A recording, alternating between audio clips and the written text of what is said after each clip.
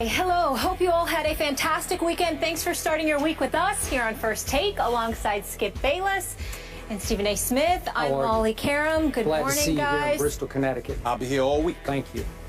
Skip, another costly win for your squad. Obviously, Tony Romo suffering a fractured left collarbone in the third quarter of Sunday's win against the Eagles. So no Romo, no Dez, a slew of other injuries. They are 2-0, but Skip, are your Cowboys done? Despite what my friend Stephen A. Smith was tweeting last night, no, they are not done. Not unless you tell me that both Romo and Dez are done for the entire year. Or you tell me that Dez and Romo return a little prematurely and they re-break the bones that are now broken. But Stephen A. Smith, if the best case happens, if Romo and Dez both return and remain 100%, you better believe this football team can get to the Super Bowl, because if they return healthy, the NFC is going to have hell to pay.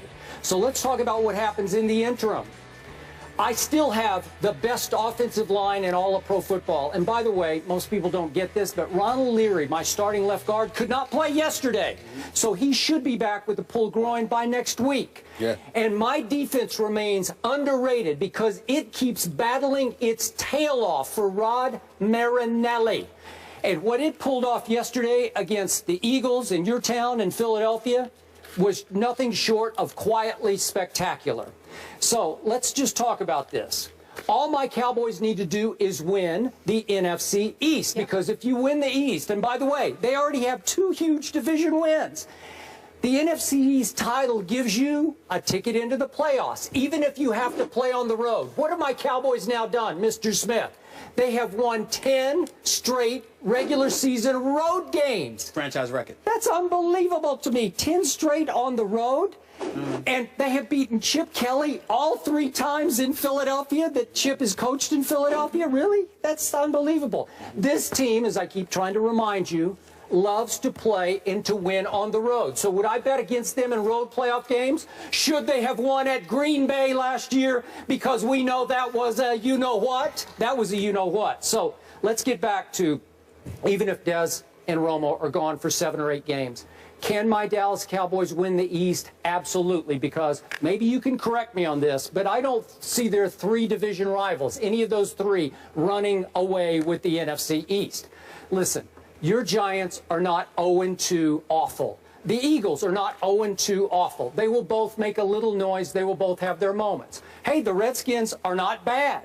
They've already had their moment, but they still have Kirk Cousins at quarterback, which is why I don't fear long-term the Washington Redskins.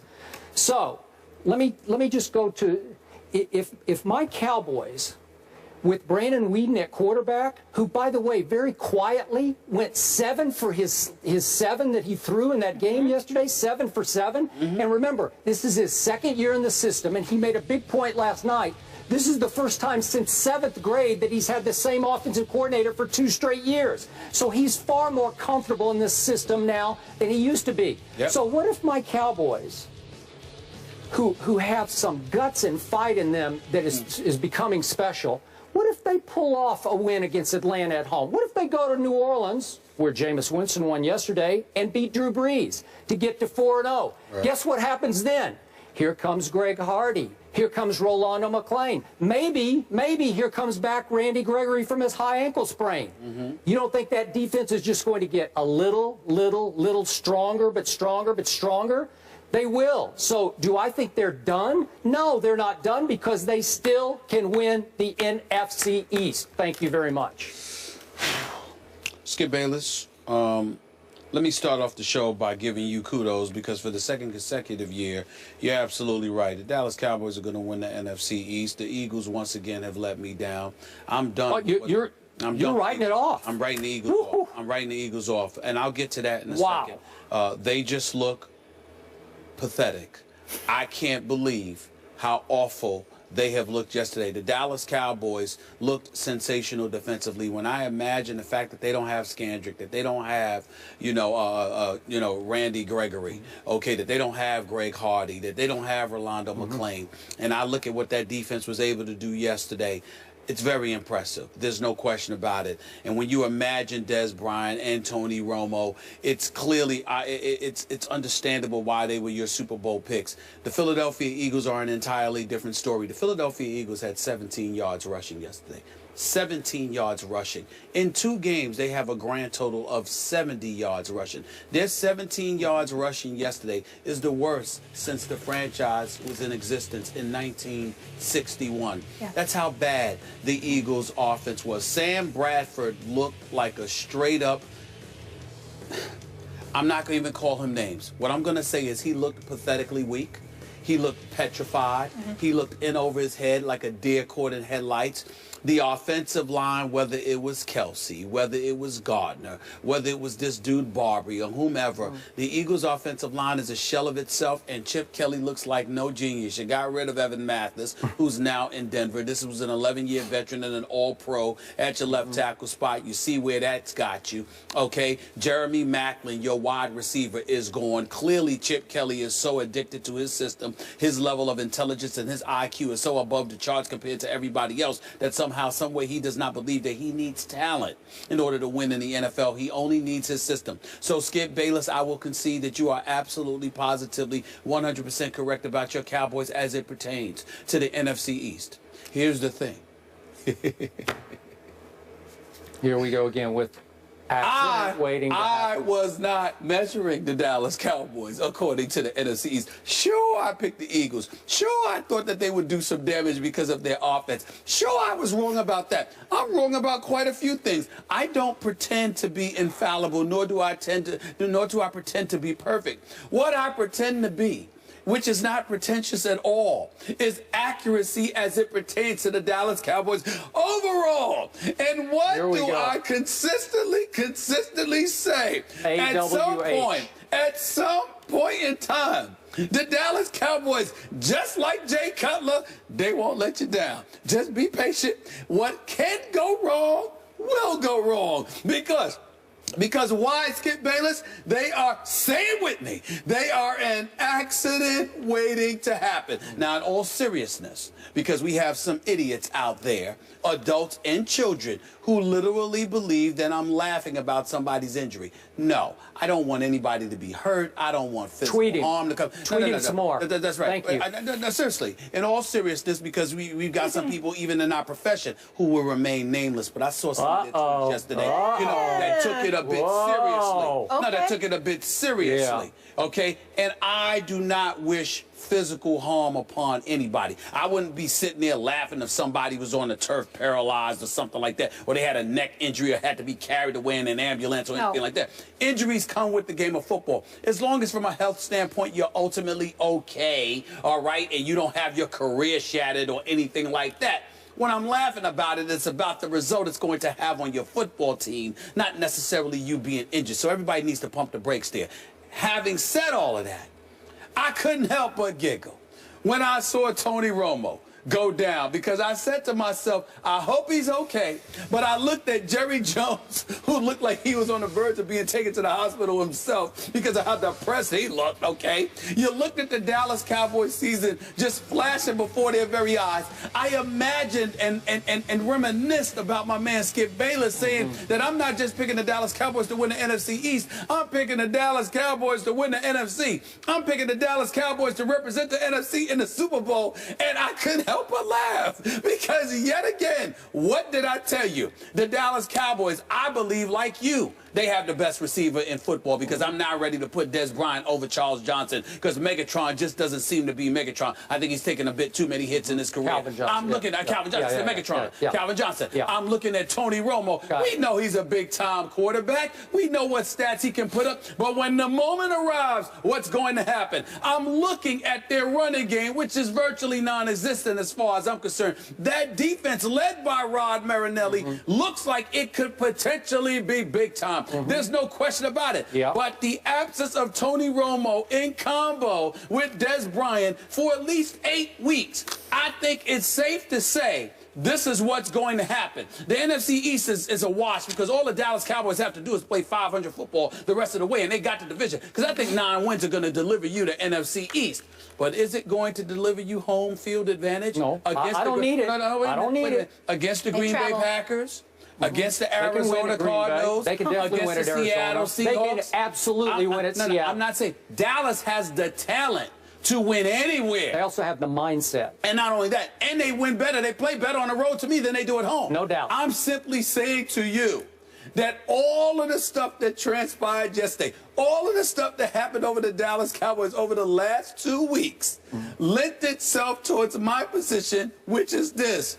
At some point in time, something will go wrong with this team. I don't know what it is. I don't know what it is. It could be a traffic jam going to Texas Stadium, for crying out loud. It could be food poisoning for one particular game. It could be somebody. I don't know. All I know is that it never ever fails. And that is what made me giggle, because this is nothing more. Don't think for 1 second that this is the last thing that's going to happen to the Cowboys. You can book it. Something's going to happen with Des. A lot of good stuff is about to happen. Something's going to happen with Des Bryant's injury. Something's going to happen with Tony Romo's injury. It's going to get prolonged somehow, some way. Something's going to get in the way, because this is what it is, Skip. They are not meant to win. Their time has come. Their time is gone, and regardless of what happened yesterday, regardless of their victory, more harm than good was brought to the Dallas Cowboys, even in victory. And that is what it just... Without their big 3 from last year, they still got it done. The Eagles might be more laughable. So what? The Eagles are a joke. The Eagles are a joke. The difference between the Eagles and the Cowboys is that the Eagles are nothing to laugh about. And we're going to get into that. Because the Cowboys are talented. Yeah. The Eagles, they look soft. They look ill-prepared. Okay, save that for a second. Save that. That's all it is. I've been trying to get this through your head. My Cowboys are now an accident waiting to unhappen. Oh, really? Because watch what's about to happen. If Romo and Dez do get back in, let's say, 8 weeks, best case scenario, we'll save that tape and we'll play it again and again and again. The accident waiting to happen. Please do. You know why? Please do. There's something going on with this football team. There's something special. The guts, the fight. If they were 0-2, if they had blown the game to Eli and then gone to Philly, and after Romo went down, Brandon Weeden stinks it up, and they blow the little lead that they have, and they lose to the Eagles to fall to 0-2, I'd be right there with you. That did not happen yesterday.